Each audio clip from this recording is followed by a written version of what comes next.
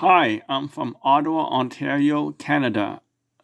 I'm going to show you how to hook up a universal speed controller for A2B because they don't make these. I don't believe they don't make the parts for this e-bike anymore. So I have to do it myself. Hook up, find the wires, and you can screenshot it and here show you.